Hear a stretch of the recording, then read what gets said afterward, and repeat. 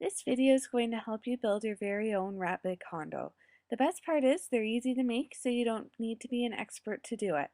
Rabbit organizations recommend that your rabbit's home provides enough room for him to hop at least 3 times and to be able to fully stand on his hind legs.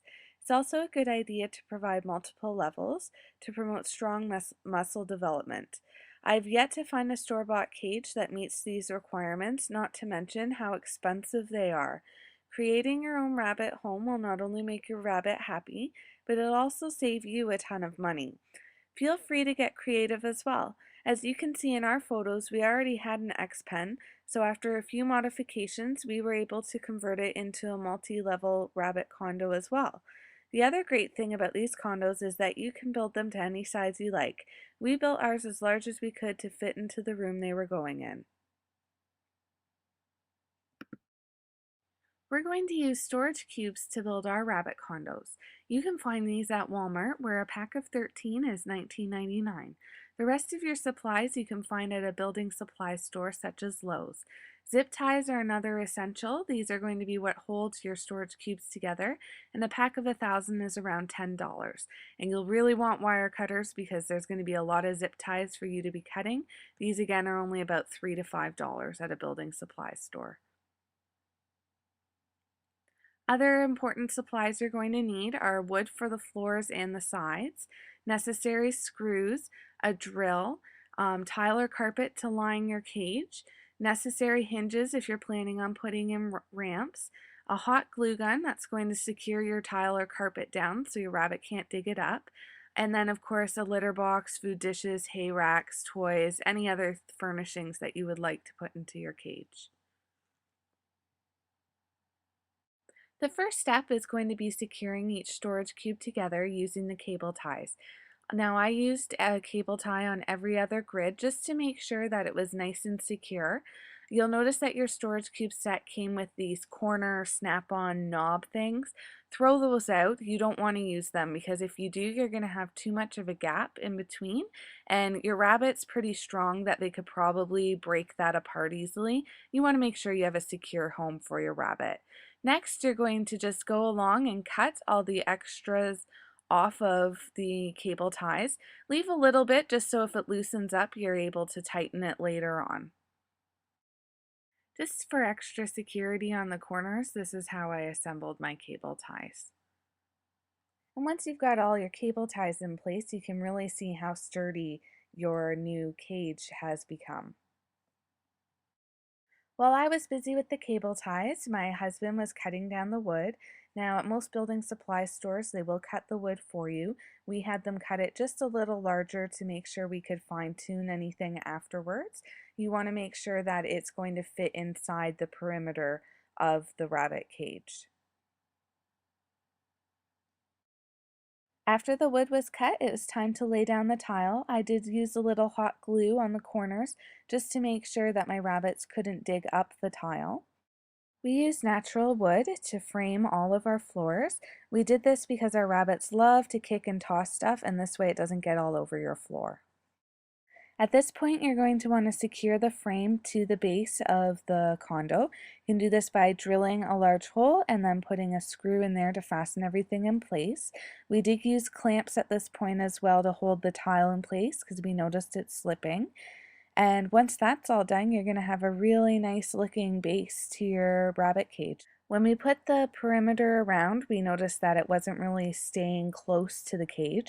So what we did was we drilled holes right through the wood and then secured everything with zip ties, and that really helped to keep everything in place. It also means that your rabbit won't be able to try and squish their head in between there. And now it was time to add the second level, so we just followed the same procedures as we had done for the first level. And by the end of the first day, this is what we had come up with. We have both of the bases for the cages, because this is actually a double cage put together, all completed. And what we've done is actually left zip ties off of the top 2 panels. You can kind of see it open there. And that's where the doors are going to be.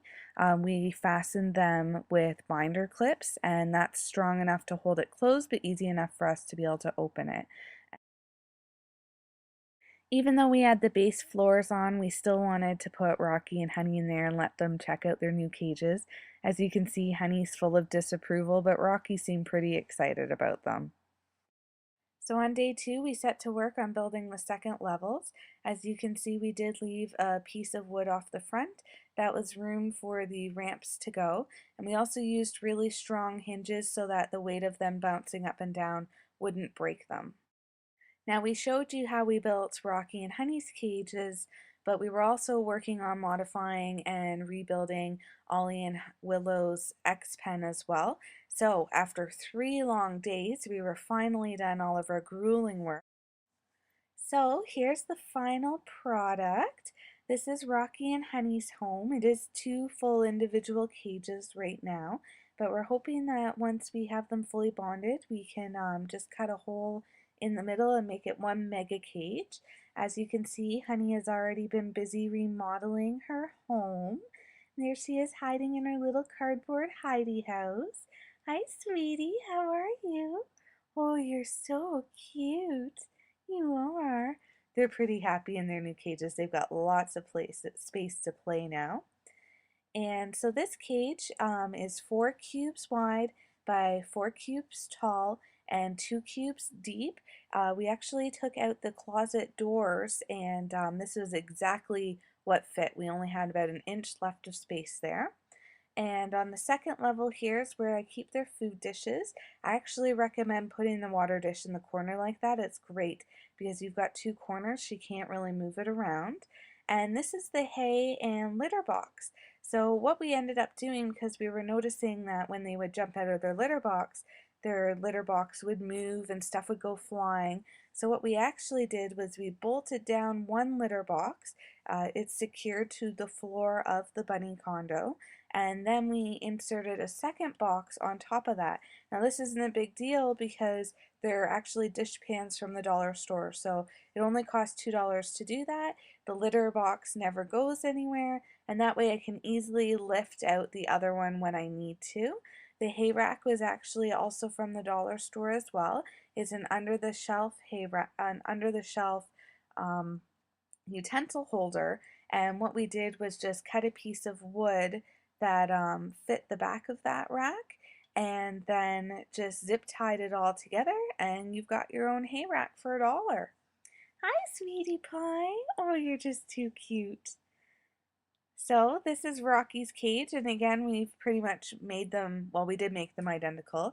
As you can see, I had a little more excitement there chewing on his wood than Honey has, but that's why it's very important to get natural wood, because you want to make sure that, you know, they're not getting hurt when they're chewing this. So you don't want chemicals in your wood.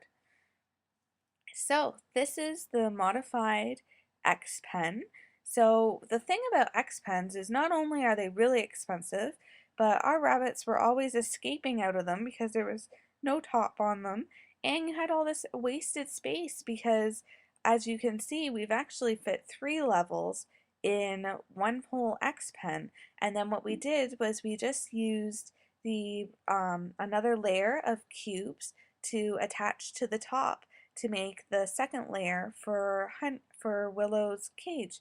So they've got 2 full cages out of that now, and then we didn't have to buy all new supplies.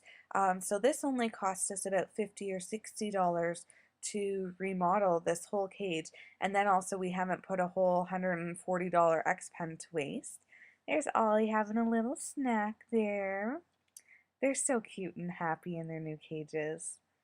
They've got lots of room in there. It's just great.